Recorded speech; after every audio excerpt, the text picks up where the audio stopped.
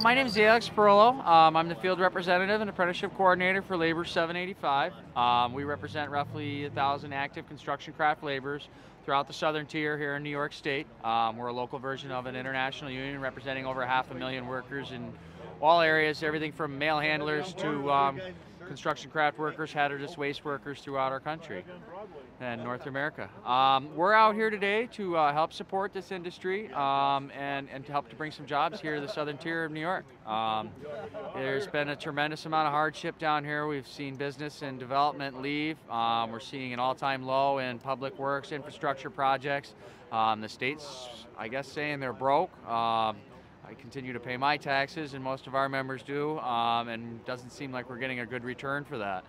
I guess we came out just to say, you know, we want to be a part of this. We have a lot of workers that are out of work and that are going to be out of work, more workers that are going to be out of work with the construction season ending this winter. We don't see a lot of work on the horizon in the industry.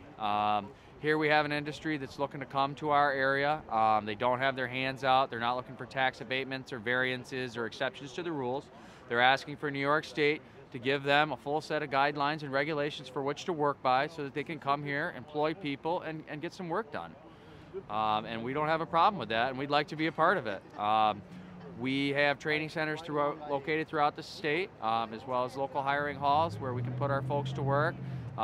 We can employ them through our signatory contractors, subcontractors, or regular contractors alike, as well as we're looking to partner with the different energy companies to help create curriculums and training objectives to help train our people directly related to this industry, as well as the indirect jobs that come from the outsourcing from them. Do you have any concerns about hydrofracking in terms of environmental situations or social concerns, or also something that interests me is how it might affect tourism, and is that something that you would be willing to, you know, work with agencies with to make sure that that stuff does not have negative impact? Yeah, that's a big piece for us as well. That's why we're working hard to make sure that local folks are employed on these projects. We want to see a reduction in migratory workers. Obviously, that's an issue for us representing local craftspeople. We would encourage industry and companies alike that come to our areas from other states or other countries to make a concerted effort to hire local people. Like I said, there's hundreds and thousands of workers here that are capable of doing those jobs, so there's no reason why we have to bring workers from out of state. The other added benefit there is, one, the payroll dollars go directly right back into our local communities and into our tax base and into our infrastructure. Another benefit is when you put a local skilled trained worker on one of these sites, they have a moral obligation to make sure that things are done properly. So if there is perhaps, you know, the unfortunate instance of a surface spill or something like that, if you have a worker with a vested interest in our local community, the way our folks do, they're going to make sure that the right thing is done. They're going to make sure that that's cleaned up properly and contained, and they're going to be our eyes and ears, our watchdogs, right on the front lines, right on those job sites, to make sure and hold those people accountable to make sure that they're doing the right thing. As far as the other things, tourism and things like that, I think that, you know, that's up to our state. I think through the permitting and regulation process, if they keep the permitting slow, they only allow a certain number of permits as per what our agencies can handle and regulate, then I don't think that we'll see the mass permitting and the massive incoming of the industry. Tell us what your thoughts are on gas drilling in upstate New York.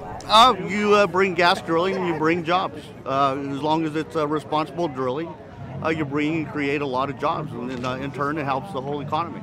Helps the local store owner, grocery stores, people buy vehicles, people spend money, it helps the economy. Do you have any concerns about the environmental issues that are being raised? People need to know the facts. The people that a lot of the people that are against it just don't know the facts. They're reading a lot of BS that is not true. I mean, if they read the science and they read the facts, they get the information from the right people, they would know the truth. I'm personally interested in how this is going to be affecting the tourism industry. I was just curious if you had thought about that at all. People are going to travel and visit what they're going to visit anyway. I don't. You know, I'm from Wyoming, and we have the Jonah gas field right in the middle of 191, and people still go to Jackson, and they go skiing all winter, and they still tour the state. It has not changed anything. I'm curious what you do for a living. I am a Pennsylvania operations manager for a trucking company called R&I Trucking, and we cater 100% to the oil field companies.